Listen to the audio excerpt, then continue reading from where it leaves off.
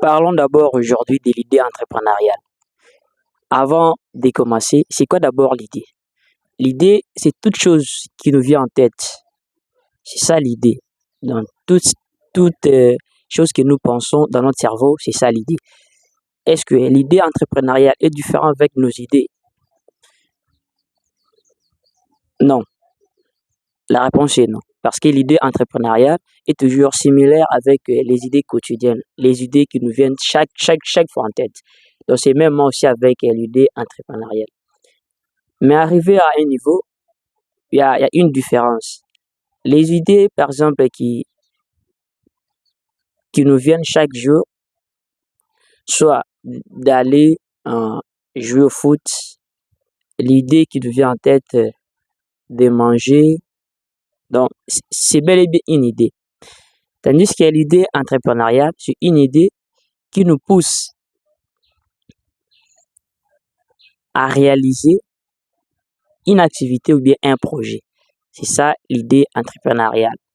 Et cette idée entrepreneuriale, elle est divisée en deux parties. La première idée entrepreneuriale que vous devez connaître, c'est l'idée présent.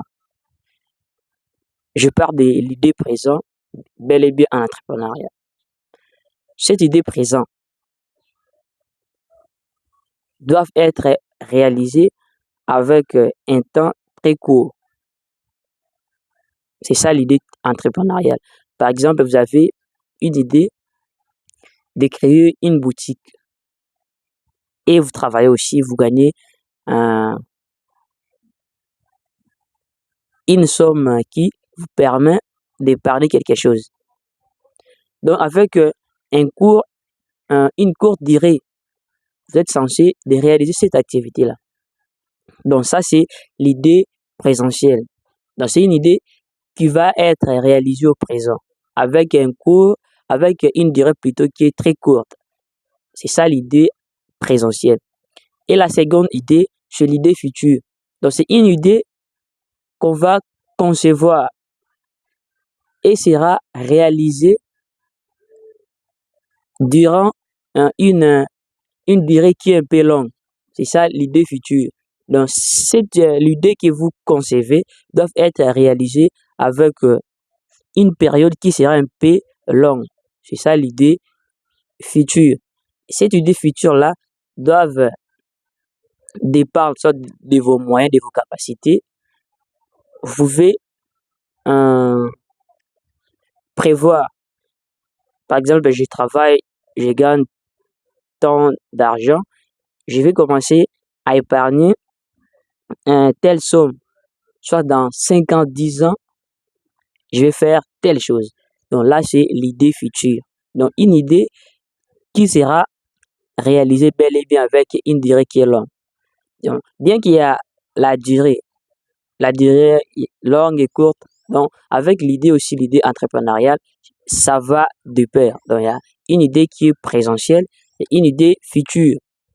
Donc, avec ces idées-là, nous maintenant, étant jeunes, nous devons se baser beaucoup plus sur l'idée présentielle.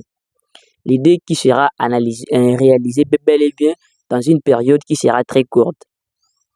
Pourquoi alors? Parce que si nous réalisons une idée présentielle avec une durée précise, nous aurons des résultats, des résultats meilleurs. Et ces résultats-là vont nous permettre de projeter une idée future.